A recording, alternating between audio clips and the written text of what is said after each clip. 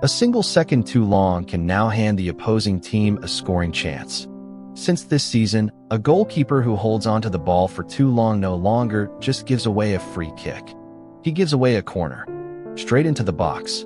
And in the closing minutes of a tight match, that can be enough to flip everything. This is the IFAB's new 8-second rule. And today, I'll show you exactly how it works and why it could change the ending of your favorite matches. For years, a rule already existed on paper. A goalkeeper wasn't allowed to hold the ball in his hands for more than 6 seconds. But in practice, it was almost never called. Why?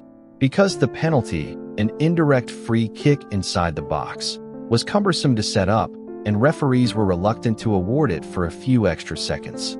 The result, goalkeepers holding the ball for 10, 15, sometimes 20 seconds with zero consequences. And choppy, frustrating endings to matches, with play stopping again and again. The IFAB decided to act, not by inventing a new rule, but by finally making it enforceable. Here's the new system. The moment the goalkeeper gains control of the ball with his hands, an invisible clock starts. He has 8 seconds to release it. From the 5-second mark, the referee raises his hand and does a visual countdown, finger by finger. Everyone sees the time remaining. The goalkeeper, the players, the crowd. No more ambiguity. If he releases the ball before time runs out, nothing happens. Play continues as normal.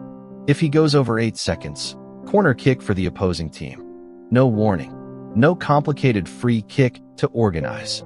A corner immediately from the point nearest the infringement. Why a corner kick and not a simple free kick? Because an indirect free kick inside the box was so rarely called and so complicated to apply that referees often preferred to ignore it altogether. A corner, on the other hand, is simple, immediate, and dangerous enough to discourage any goalkeeper from wasting time. And this rule could end up deciding titles, relegations, and even World Cup matches. Picture a World Cup semifinal. 1-0, the 94th minute. The goalkeeper holds the ball 1 second too long. Corner kick. Equalizer. Extra time. That's exactly the kind of scenario this rule makes possible. The IFAB didn't improvise this rule. It was tested over several months, across more than 400 matches, in England, Italy, and Malta. And the results are clear.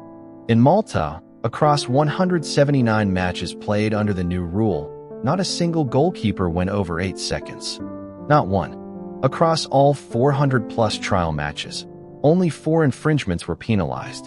In other words, the simple threat of a corner is enough to change goalkeepers' behavior, even before the penalty is ever called. That's exactly the effect the IFAB was after. Fewer whistles, smoother play. This rule won't stay confined to domestic leagues. It will be applied at the 2026 World Cup, alongside other measures designed to speed up the game. A 5-second countdown for throw-ins, a countdown for goal kicks, and faster substitutions. The goal is clear, a World Cup with less time wasting and more ball in play.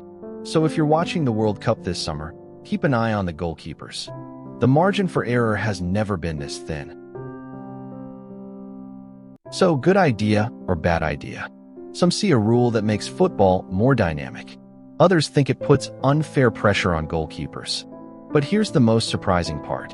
The IFAB isn't actually trying to hand out corners.